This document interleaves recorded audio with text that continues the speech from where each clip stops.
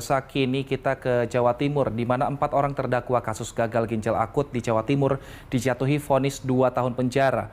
Putusan ini jauh lebih ringan dari tuntutan 9 tahun dari jaksa.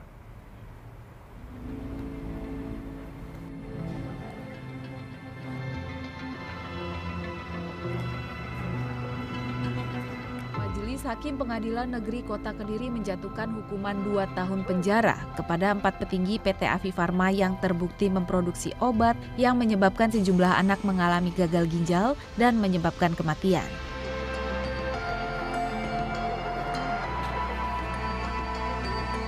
Keempat terdakwa yang dihukum tersebut yakni Direktur PT Afifarma Arif Prasetya Harahap, Manajer Pengawasan Mutu PT Afifarma Noni Satya Anugrah, Manajer Pemastian Mutu PT Afifarma Ainarwati Swito, dan Manajer Produksi PT Afifarma Istiqomah.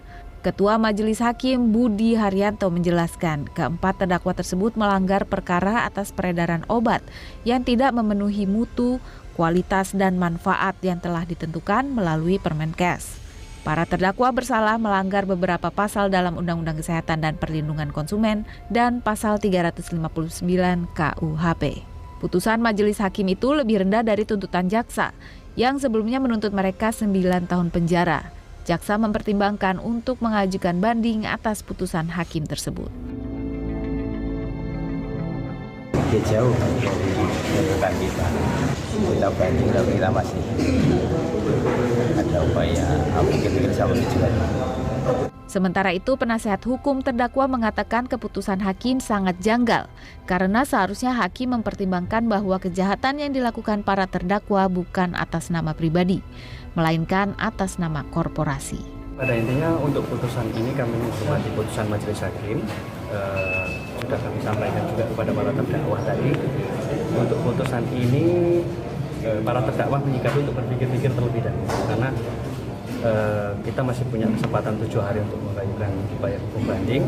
Tindak pidana ini sebenarnya tidak pidana korporasi karena dilakukan oleh perusahaan farmasi yang berbentuk perseroan.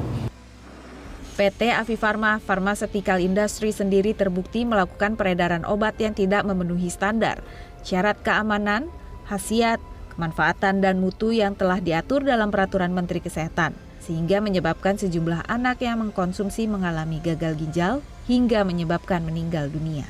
Anis Firmansyah, Kediri, Jawa Timur.